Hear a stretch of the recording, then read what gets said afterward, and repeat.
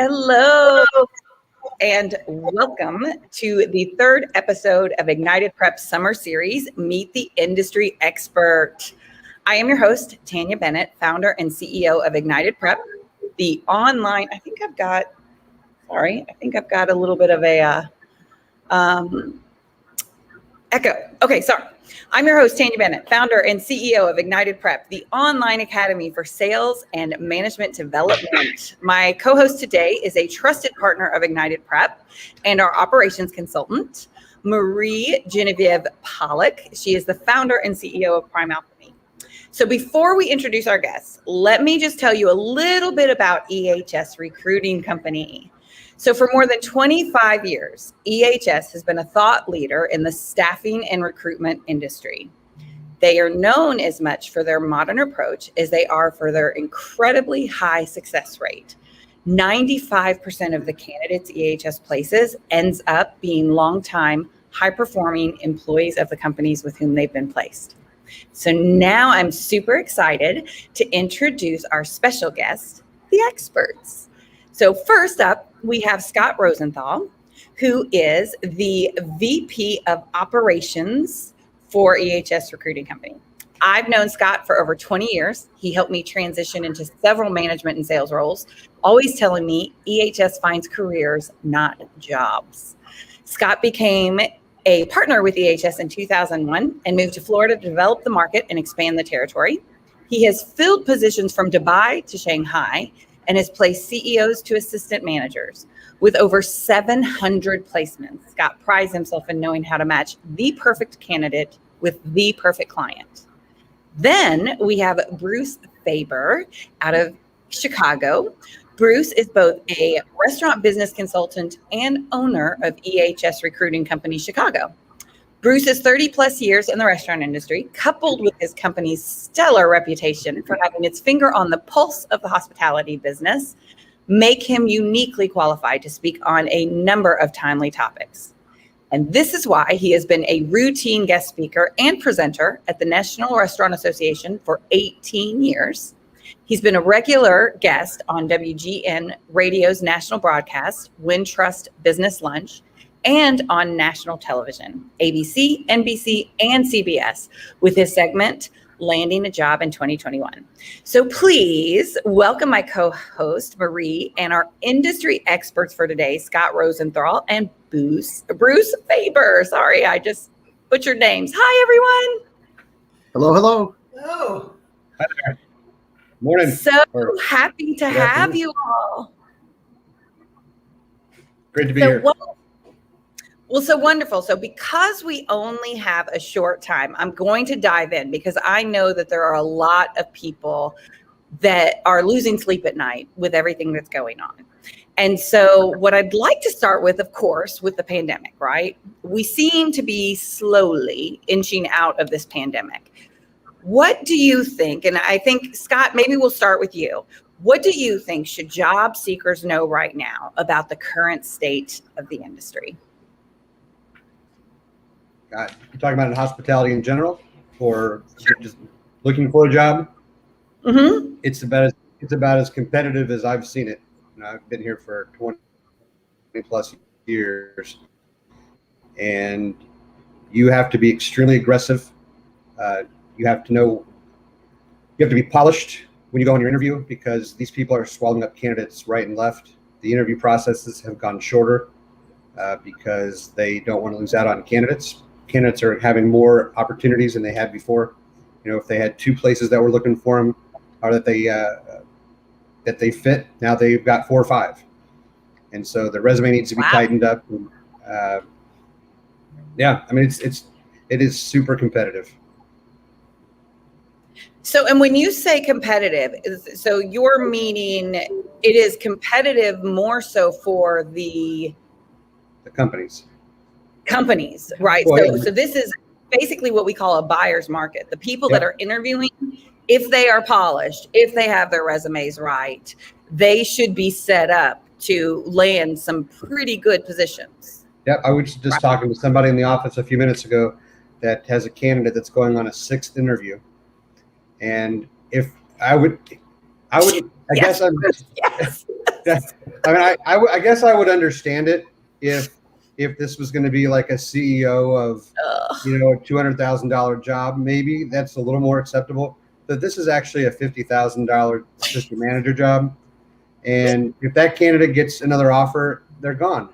Right. And unfortunately, you know, we still have clients that say, hey, you know, we're going to stick to our method, and that's fine, good for you. But there are other ones that are saying, you know what, we're going to bring in 2 hiring managers to the interview instead of 1. So the person you were going to meet 3 days from now, they're going to be here too. So that we can get them. And so I guess that's the long answer to the competitive piece. And Bruce, what are you seeing? So Bruce and Marie, actually, you both are in Chicago. So you all are in this bustling city. Obviously, Bruce, you've got extensive background in the hospitality industry. What are you seeing? I mean, do you agree with Scott? I'm with you. I have to roll my eyes on a 6 interview process, especially in this climate. Like, there's a disconnect, but we'll get to that. From a candidate perspective, Bruce, what are some things that you notice that you think can make people stand out? Well, first of all, the candidate, it is their time. I mean, there is such a low percentage of unemployment right now. There are so many companies that did well during the pandemic. And then, of course, all those companies that didn't do well, like restaurants and retail that were closed, are out there. So with all the baby boomers retiring and this big generational gap, there is such a need. So for any candidate out there, number one, any company you want to apply to, like Scott mentioned, make sure you have an updated resume, make sure it's accurate, move quick. When you send your resume out there, make sure you follow up right away. You'll probably hear from the actual hiring company within 24 hours if they're smart, and they might want to set up an interview right away. So have your time available, because this is your chance. You can go to any industry you want. Hospitality specifically, we're struggling so bad right now between hourlies, cooks, line cooks. Our business, we do mostly executive search. So the assistant managers, sous chefs, a lot of them are gone. They've left the industry. They've gone to other industries during the pandemic that were doing well. So there's such a shortage. But going back to your question on the candidate side, the job seeker side, now is your time, whether you have been out of work for 6 months or a year, whether you're just getting into the workforce, whether you want to return to the workforce, or whether you want to change positions, change careers, any of the above, this is the time. And so let me ask you, because like we've talked about with the hospitality industry, we actually last week, our guest Damon Lawrence, I think he really hit the nail on the head when he said the hospitality industry has a PR problem. Right? We're not known as the sexy jobs. Like even Scott Taylor, his first week on, was like, people still ask him as COO, when is he going to go get a real job? Like what? And so my question to you is, for those that maybe have a career outside of the hospitality industry and maybe think, hey, this is something they would want to explore, what types of upper management positions do you see that would perhaps consider people outside of the industry? Scott, you want to answer that, or I can go first? Either one. No, that's a tough one. Just because, especially when they're going through an agency, that's a different situation. So I'm not sure. Bruce, go for it. You've got a thought on that? Sure. Well, first of all, hospitality industry typically is known for long hours, late nights, weekends. Just not good quality of life. And although the hospitality industry is the 3rd largest industry in the world behind government and healthcare, we need a lot of people. So what a lot of our clients are doing, to answer your question, is number one, they're offering flexible schedules. Number two, they're offering hourly positions, hourly managers, because a lot of the folks currently working are working a 40-hour work week and they don't want to go to a 50 or 60-hour work week. So that hourly fits them well, and the hourly is high enough where they can still earn a good living. As far as other folks from other industries, like human resources, we have so many human resource job orders right now. And whether you're a human resource director in, warehousing or, delivery or, any sort of industry, a lot of those skills are transferable over to the hospitality industry.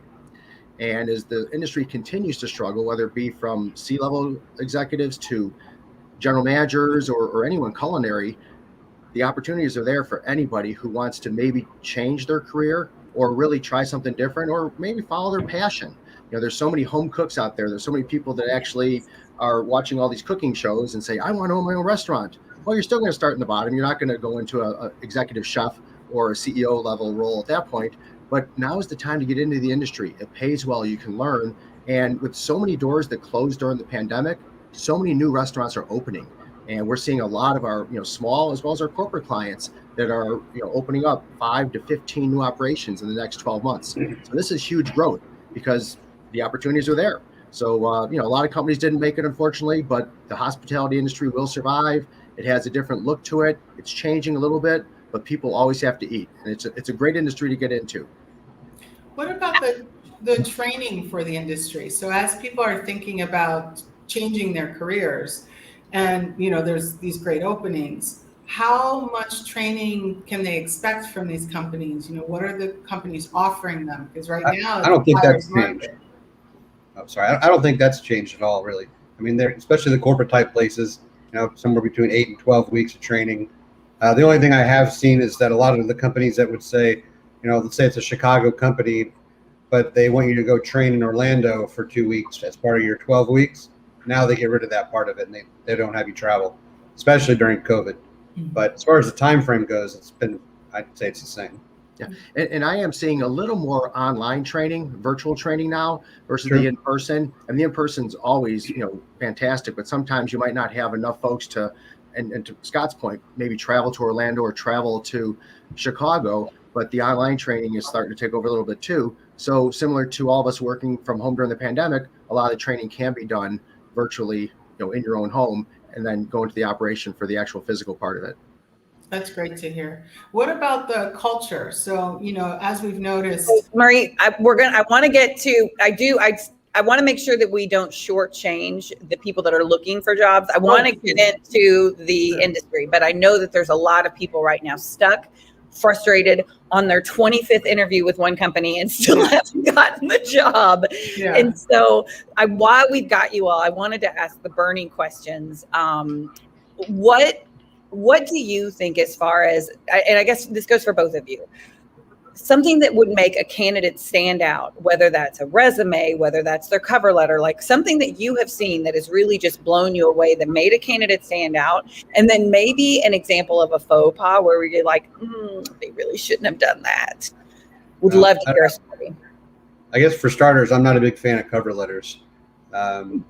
It's no different than, when someone, their first page of the resume is a bunch of fluff, and then you have to turn the page. If I have to turn the page to find out where you work, it's a red flag for me.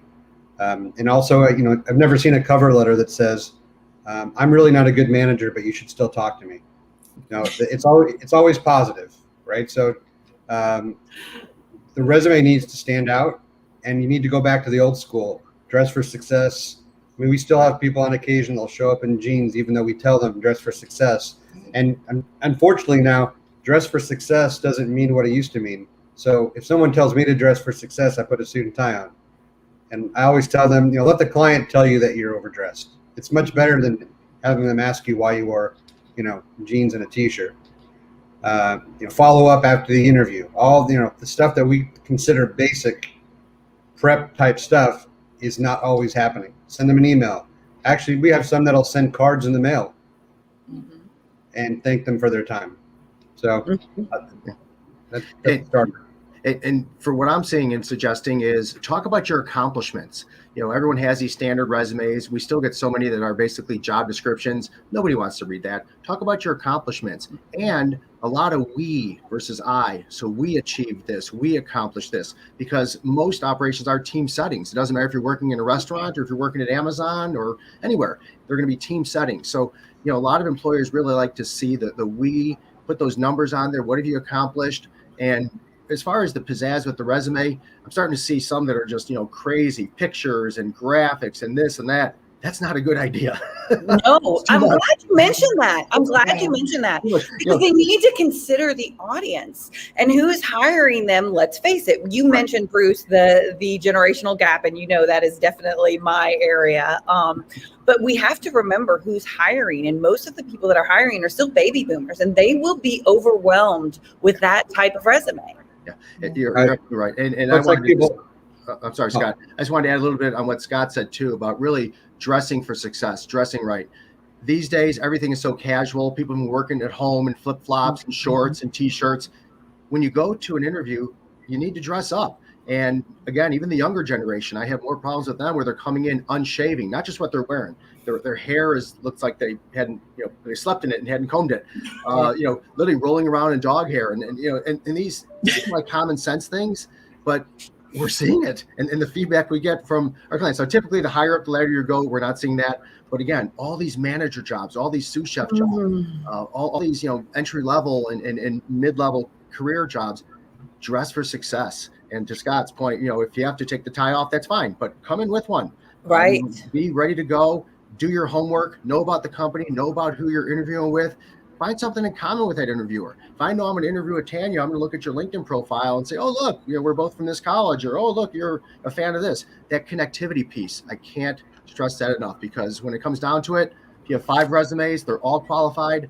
If the employer is going to hire one person, it's going to be the one that they have that connectivity with. Absolutely. Yeah. And, I have to say, because, talking about the generational gaps, right? So Generation Z, there are a lot of the ones that are coming in for those assistant manager roles, maybe even manager roles. Okay. And you're exactly right. A lot of Generational Z has been working from home. I literally was talking to a Gen Z the other day who said that when think about them, when he wanted to learn how to kiss, he Googled it.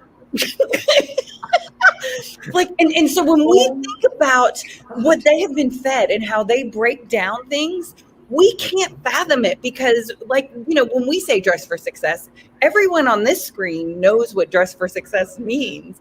But you're so right. And when you're training people, I notice even in our training program, Marie and I have talked about, it's like, oof, we got to break it down. Like when you pick up the phone, you say hello, but think about it. They haven't answered phones. Right. They text. They don't do this. So I so am with you. And then I love the idea, yes, doing your homework. And I think that it's important to know when you're doing your homework, it doesn't have to be extensive. You don't have to know every single thing about the company. Know things that you can remember quick off the top of your head, even when you're writing back, that will make you stand out. So with that being said, now let's move into the other side, which we know, and Marie, I know we're going to get to your question first, but I'd like to talk about, all we keep hearing is there's an employee shortage. There's an employee shortage. Why can't we find anyone? And then you have the same people that are going through 6 and 7 interviews for an assistant manager. So obviously there's a gap here. There's a disconnect. Marie was going to ask about culture, and so let's get into that. But I guess that's my question is, what is the restaurant industry doing right now to fight? I mean, they have so much going against them. The PR problem that they've always had. They're not sexy. Long hours, right? They're not known for being flexible. Although Generation Z prefers to work at different hours and times. So I don't know if they're utilizing that one. But then the other thing is, we know minimum wage is getting ready to go up, which is going to affect the industry. And then they're coming outside of a pandemic where most have lost their butts, right? So what are you seeing from companies as they're looking for employees? Like, what are their strategies to find candidates? Are you seeing more? We know hourlies are out there, but what about those mid-level manager positions? Are there still tons and tons of that? And then Marie, we can get into your question. Wow. Well, first of all, I'd love someone to give me a legend or a key, like from a map that tells me what these letters are, because I can't keep X, Y, and Z straight anymore. So if someone could just tell me what you're referring to, I'll tell you. So baby boomers, you think of people that are 65 and older. You think of Gen Zs, so that's about 40. No, Gen X. Gen X is. Oh, sorry, Gen X. I apologize. I only did my master's thesis on this, so that's really bad. Yeah. Gen X are anybody that is above 43. And then under 42 to about 35 are your millennials, and then under that are your Gen Zs. Gotcha. So Gen Zs are those 20-something on. Mm-hmm. They're the ones that show up in jeans and a polo shirt if you don't tell them. Yeah, they don't that makes sense now. Yeah. Well, I don't know, Bruce, if you want to hit it or Sure. Yeah. go ahead. All right. So, companies, what they have to do, first of all, they have to offer, number one, and a lot of our clients are doing these, offering flexible schedules. The days of, 50-hour work weeks, you have to work every, Wednesday through Sunday, they're gone. You're just not going to get people to do that. Whether you hire 2 people and have less hours, or that an extra manager on staff where you have that flexibility, or as I mentioned earlier, the hourly management, that is number one. So flexible schedules, because the younger generations want that quality of life. They don't want to work long hours, and they want to make more money. So number 2, our industry needs to pay more. We typically are known for low paying industry. And I get it, anyone, and we all at one point started as an hourly entry level when we were, 16 or 15 years old. But as the industry, it's more difficult to hire, you really need to pay more money. And I'm not just saying hire someone at $20 an hour who's never worked before, but when you have that person who's currently working with you, they're doing a great job, give them a good increase. 3% of $15 an hour isn't going to cut it. Give them a $3 an hour raise on $15 an hour to keep them, and the retention piece, that's going to cut it. Because especially with hourlies, they're going to leave for 50 cents or $1 an hour if anybody else calls them. Same is true with management. Again, you're brought in as a sous chef, maybe $55,000, $60,000 a year. Fantastic. You have your first salary position. If that person's doing a great job and you don't have an executive chef or a place to promote them to, pay them more, give them a good increase, keep them. That retention piece is so important. Other areas, especially with the younger generation, they want to be heard. They want you to listen to their ideas. Now, I know big corporate companies, I used to work for Darden, they're not going to change anything because I think it should be done this way, but they want to be heard. So have a true, real way that you can hear, whether you're an independent restaurant or a huge corporate chain, to what the team member is saying. It's not the suggestion box like the olden days where you put it by the manager's door, but something that they can truly put an idea in, and somebody responds to it. Thank you for that great idea. You don't have to react to it or change things, but they want to be heard. Because if they feel that they're being heard, they're going to stay because they now feel that they have a voice. We talked a little bit about virtual training earlier. And then another thing with attracting, and I'm seeing this with more and more, especially hospitality employers, sign-on bonuses. They're huge. I mean, I'm seeing companies that we work with, okay? I won't mention the name. They're offering a $5,000 to $10,000 sign-on bonus to the general manager who hires them, in addition to our fee, even if we find that person. A lot of companies are doing, $2,000, $1,000 sign-on bonus, and they're typically effective after 90 days.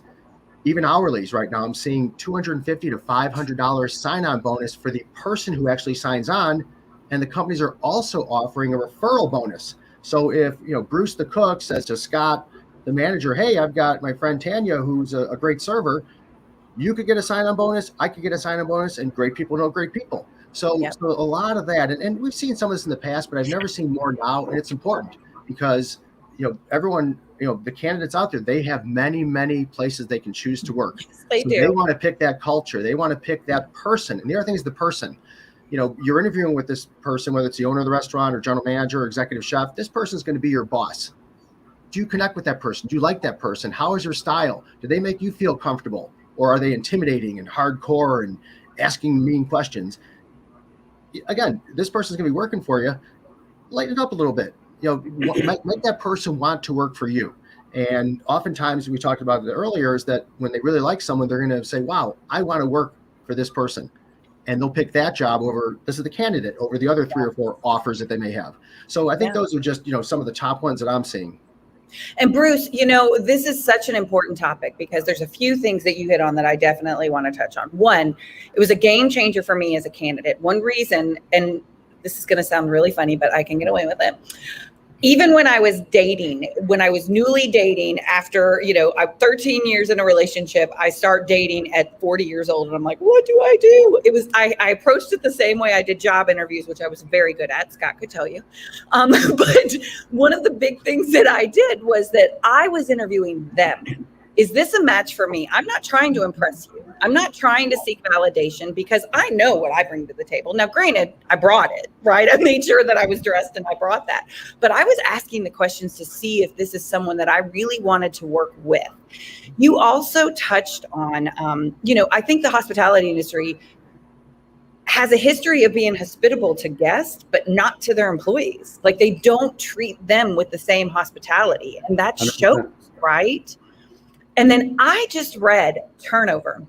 And Bruce, you mentioned like the companies like Darden and stuff, like really, are they going to do anything about it? Well, they better, because you're exactly right about saying Generation Z and millennials. So Scott, that is anywhere from 25 all the way up to 40. They want to be heard, and not just heard, acknowledged. The cost of an hourly employee, $8 an hour, which, come on, you're not even getting that right now. But an $8 an employee before the pandemic, to replace that, was $3,000 to $5,000. Now with what you're saying, imagine we cannot afford to just be like, oh, if I don't like the way they do, let's get rid of them. I mean, literally. So I have a friend who he was talking about, he has a company where they delivered blood samples, right? And this truck, the driver accidentally left the truck unlocked, and all of these blood samples crashed all over the street. And literally the owner was like, what are we going to do? We couldn't fire him because we couldn't find anyone else. So we just had to be like, don't do it again. What world do we live in? I mean, employers are really stuck right now. And so you just hit the nail. Scott, go ahead. I was just going to say, kind of on the flip side of that, one thing that we're experiencing quite a bit is counteroffers. So one of the very first questions we ask in our interview process is, are you susceptible to a counteroffer? And have you ever taken a counteroffer? And if you have, what was the reason that you took it? Because first of all, 75% of the people that take a counteroffer are going to be gone in 6 months anyway, because either they realized they were worth 10 grand before they put in their notice. Why did it take me to put my notice in to get it? And they're probably going to hire somebody else and put them in another store and train them, and you're going to get left out in the cold, and that person takes your spot. But that, so we have to figure that out because the pool is shrinking, so to speak. We want to make sure that our candidates are ready to go. Scott, I remember you counteroffers because people are throwing money at them. Sorry. I remember you warned me when I was a candidate about accepting counteroffers. And I think it's true on both ends. I remember as a candidate, and then I also remember as a director. I had an assistant director of sales quit, and my VP of sales was like, oh my gosh, no, let me talk to him. We've got to figure out to get him on. And I'm like, no, why would we do that? Like, if they were miserable, extending that misery is not the answer, right? And it's like, and at the end of the day too, Scott, it's exactly what you said. And again, going back to the dating analogy, if you knew how to treat me, why haven't you been doing that the whole time? Why is it now all of a sudden that someone else is interested in me? You want to pay me what I'm worth. You want to show me how much you love me. Yep. How does that work? Yeah. It's super important right now though, because, for all the obvious reasons, but it is happening more because it's another way to keep their candidate versus trying to find somebody. Yeah. Well, you actually both addressed the cultural question that I had in the response that you just gave. But I'm curious because, Scott, early on you said there's still companies that are not getting it. They're still doing the old way of recruiting and the old way of interviewing candidates. What do you think it's going to take for them to recognize that they're losing out on a lot of good candidates because they're still stuck in the old way? It's a good question. I always feared, pre-COVID, if I called the company and said, okay, I know you like Bruce. I know you've already had him in 2 interviews, but just so you know, he has 2 other offers on the table. And back then my fear was they're thinking, okay, well, you just want to place him. And is that really true? Mm-hmm. And it was true. I wasn't going to make it up. But now the reality is he does have 2 offers, 3 offers. And he's on his 15th interview for another company. 50 grand, right? So, but there are going to be those companies like this one that I mentioned with the 6 interviews that they probably aren't going to change. It's their culture. It's the way they've done things for years. They are successful. And they'll hold out to find the candidate that they want. I mean, will it change? I don't know. But there are some, like I mentioned, that are doing more panel interviews now. We have a handful of companies that have interviewed all by Zoom and never met them in person and still hired them, which it's mind-boggling to me. They're not actually going to have them now. We haven't done any tastings by Zoom yet, but that wouldn't surprise me. Yeah. No tastings by Zoom. I'm shocked. Yeah, never know. But Scott, I wonder if, so you all work with a lot of large companies, but as well as those small business owners, those franchises, right? I would think that in this environment, even because we already know that Generation Z and millennials, salary is not the end all for them. They want the flexibility. They want the whole deal. They want to know that they're moving up. I would almost wonder, because those big companies are afraid or going to continue to do things the way they've always done. This is the first time these smaller businesses can get a leg up. And really, if they put on their sales hat, can attract better talent and get people quicker, because they are shifting the way they do it, because they're more quick to adjust and pivot versus the massive companies. Would you agree? No? What do you think? Oh yeah, 100%. Especially these Bruce? new ones that are popping up. There's restaurants that are popping up that you've never heard of. Someone like Bruce had mentioned, somebody who wants to get in the game, and they're calling us because they know somebody who knows somebody. I'm opening up a coffee shop and I'm going to try to put 4 of them in town. And they're being proactive and they're being creative, and it works. So I am curious to see if we get back here in a year from now and see what the big companies are doing. That it would be an interesting thing to take a look at. And I'll add to what Scott said.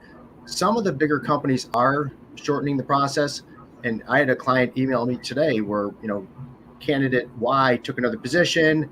We emailed them, let them know, and well, how much did they offer? Who'd they go with? And, we'll never share the company, but I'll share the offer amount because they want to make sure that they're competitive. And I'm even seeing some of the corporate companies paying more than what we're actually submitting the candidate at, because they want that candidate. So a lot of the companies, the independents are definitely in charge because you can meet the owner and get hired on the spot, and good for them. That's the person who's going to make the decision. But I am seeing some of the mid-size and some of the larger corporate chains, they're speeding up their process, and they're really relying on folks like Scott and I and our other recruiters to help them with that. What are the current salaries? Every market's different. Most markets are tough to find candidates. Some are really hard to find candidates. Boston and San Francisco are just horrible. And many markets are difficult. So again, when there's needs there, they ask us, what do we need to do? And that's kind of our consultant role as far as not just salary and the different benefits. So they're listening. I agree, some companies will never change their culture and they're going to lose out on a lot of good people. But I'm starting to see a lot of the larger ones are slowly. Bruce, are you seeing that the benefits have changed? Obviously, everyone, when they think of benefits, they think of the health care and, the PTO or sick time, however you want to categorize that. But I've been noticing for the clients that I've been working with that their benefit packages have been really unique. Are you seeing that in the industry as well? Post-pandemic, absolutely. Pre-pandemic, especially with the younger generation, they really didn't care much about benefits because they didn't need them. They're healthy, they're young. Who's thinking about 401k when you're 25 years old? Now, right. Post-pandemic, absolutely. And even the smaller companies, sometimes they're doing co-ops so they can actually offer insurance. And others are doing stipends where they're literally giving that candidate, let's just say you hire an executive chef, and we'll give you $400 a month toward your own insurance. So whether you get it, through your spouse or COBRA temporarily or on your own, whatever, because although a lot of smaller companies can't afford that benefit, people now are looking for it. So I'm definitely seeing a lot of that. And I recommend. Go ahead. Oh, sorry. No, I just was going to second that. We have a lot of companies that are doing this stipend thing. I had a phone call yesterday with a coffee shop. It's a coffee shop on one side and a kind of like a First Watch on the other side, and they don't offer any medical. They can't yet. They're brand new, and we suggested it to them on the call that sometimes people are giving them $2,000-$3,000 as long as they can show that they have it. It's not like a sign-on bonus, but if they can bring in their Florida Blue or whatever it is, they give it to him. And this guy was like, "Wow, that's a great idea." They don't think about it. And I recommend to a lot of my clients, we know that women have been affected massively with this pandemic, right? With, having to adjust childcare, everything else. I recommend to my clients, like, think outside of the box, a childcare stipend. I mean, that would go a long way with getting a woman in the office, right? And as we mentioned earlier too, not just compensation, recruits is the recruiting tool, like the whole package, benefits, also career path, offering them a career path, because I envision this, especially for those small guys, the franchises, right? This could be a chance that like we said, a lot of corporate America is still sleeping at the wheel. They're still afraid to change the way they've ever done it, expecting it to just go back. So while they're sleeping, this is the chance for franchises, small business owners to really step in and actually be competitive and get good people so that they can grow their business. And I have faith and hope that we can maybe create a new hospitality industry that will be more inclusive and conducive and hospitable to the people that work for it. I think that's what everyone wants. Scott, Well, what would you say? I'll tell you that, when the pandemic was kind of right in the middle, I came up with this idea. I had 2 clients in mind. I said, one of them I don't think I'll ever hear from again. And this restaurant group has like 30 restaurants.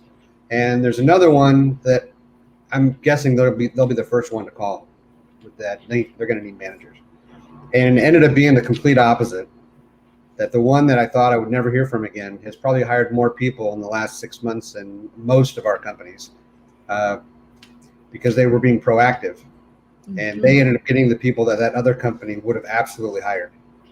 It's that company that was hiring, they furloughed people, and a couple of them were like, you know what, I don't mind being out of the industry anymore.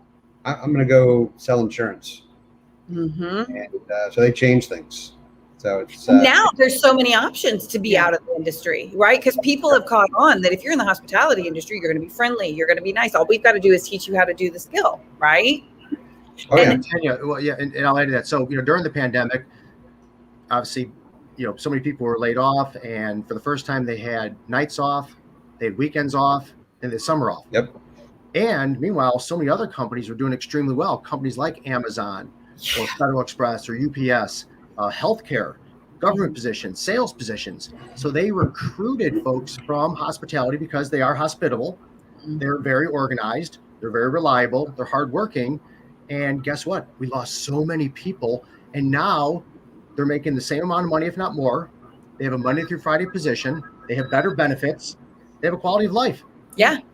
They're not going to come back to the hospitality industry. And even, one of the things we reach out to folks in our database all the time is to touch base and say hi. And I can't tell you how many candidates that I worked with even last year. They're like, I'm out of the industry. I'm working, Wyman Products, or I'm working, at Uline or here or there, got a Monday through Friday position. So, going back to the whole piece of the hospitality part and what our industry needs to do to reinvent itself and attract people, we're going to have to be real creative. And the other piece too, and you mentioned it earlier, was about with the moms and being able to have that healthcare incentive. Well, so many companies now are allowing people to work from home still, even post-pandemic. In the restaurant business, unless you're in sales or an executive level, you kind of have to be there. So we don't have that advantage. But that's another thing where a lot of our former hospitality folks have left the industry, and they even have positions where they can work from home, and they've been productive. Well, and I think, turnover wise, managers are the first line of defense, because let's face it, the managers are the ones that are going to be the ones touching the culture. They are the front face, right? How many times, I know I've worked in the hospitality industry for over 20 years. How many times has an experience been tainted by a manager that had no idea what they were doing? Sure. That didn't know how to engage, that didn't know how to take feedback. And that was fine when turnover didn't cost you north of 10 grand a person. Right. Yep. That's what will sink companies now. Marie, go ahead. What were you going to say? No, I was going to agree with Bruce in that statement about the fact that companies do have to be really creative with how they're getting people, because they've lost so many people. And on top of going to other industries, people are really realizing, I don't have to be treated the way I was treated before. When you've left an industry or you're in transition trying to figure out what you want to do, all of a sudden this realization of, I don't have to get yelled at. I don't have to be treated poorly.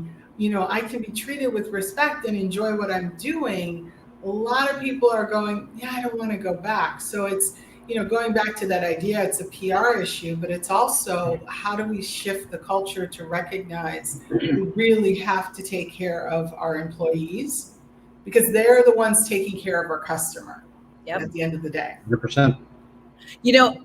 And I don't want to end on a negative note because, all of us, for the most of us, all of us have either been in hospitality where it's in our blood. Once it's in your blood, it's what you know, right? And so before we go into final thoughts, I will say I have a Waffle House of all restaurants. There's a Waffle House that is a little bit further from my house. I could probably hit 3 other Waffle Houses. But this particular Waffle House, every single time I go to it, I am amazed. At one, the cleanliness. You walk in and they have a big sign but it's all friendly and it's like, we're hiring and look what you get. And they've got little streamers hanging. You walk in and you watch, the district manager is there every Saturday and Sunday. She's there helping run the line. They're high-fiving. Last weekend when I went, there was literally one of the servers who was like, I've been here 30 years. I've got a master's degree. I make more money here. I have more fun. They treat us great. I looked and Waffle House is literally, they're doing flexible schedules. They're doing, I think their general managers are making $60,000 and their district managers are making north of 80. And I just looked at it and I'm like, this is a case study on how it can be done right. And for a company that is literally, usually people are like, oh, the Waffle House, you're going to go flip waffles. I got to tell you, if I was looking for a job, I'd consider working at that Waffle House. I'm amazed at how they have figured it out. And their employees are literally happy. They're literally, and you see them. It's all right there. You see all of the employees. You see all of the server. They are all just happy to be there. And so I guess as we go into final thoughts, what are your big takeaways? If you had to give one takeaway for a candidate and one takeaway for a company, what would it be? Whoever wants to go first. Oh, wow. I'll go first. Start with you, Bruce. So the company takeaway is really, changing your culture to really be an employee focused first. And, a lot of times you'll hear in the restaurant business, the customer's always right. The customer's most important. And I don't disagree with that.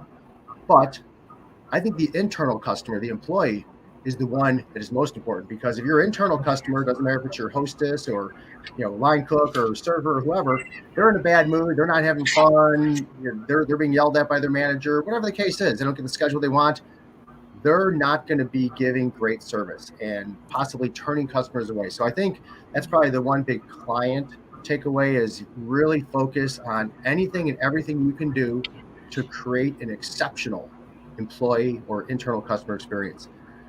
The candidate takeaway, I would say, now's the time. You want to make a change. You thought you want to get back into the workforce. You've never had a job before. You've had 3 jobs in the past 6 months. You have a chance. This is a fresh start for you to do whatever you want to do. There are so many open positions out there and so many companies hiring. Just go apply. And if you work with a recruiter, someone that can help you out, there's a lot of, whether it be EHS or any other company out there that can help you, they'll help you prepare for your interviews. They'll help you with your resume. They'll really help you, understand from dress, as we talked about earlier, all the way through. And that's a big plus. But even if you're not working with a recruiter, now's the time. Make that change. And, this is anything you want to do, you can do it. Absolutely. Great advice. So positive. I'll tell you what, in March of 2020, I think our company had maybe 800 or 900 openings, maybe 1,000. I don't remember the exact number. And by March 30th, we had 12. And we reinvented ourselves. We rebranded. We're doing some other industries now, and that's kind of what the candidate has to do. They need to rebrand themselves as well. And so, as a company, you've got to get aggressive, like I mentioned before. You have to go after these candidates. You have to, if you want them, because they're not going to last long. They're not. 2 weeks is almost a long time. I mean, we get an email every time somebody in our office makes a placement, and I lost count of how many of them said, Sent the candidate on Wednesday, interviewed Thursday, second interview Saturday, they start Sunday. And that's every day. So the company needs to rebrand themselves too. Yeah. Oh, yeah. Well, they need to rebrand their process. That's for sure. Yes. And the candidate, the candidate needs to be professional. They need to look the part, act the part, be the part. I think we do a really nice job of prepping that candidate. We need to get better about not saying dress for success, because apparently that does mean something new these days. But in general, I think it's a competitive market. What Bruce said was spot on. They have so many choices. A candidate that I sent a candidate to a fine dining steakhouse recently, and I did it just to prove a point that there's no way this company is going to talk to this candidate.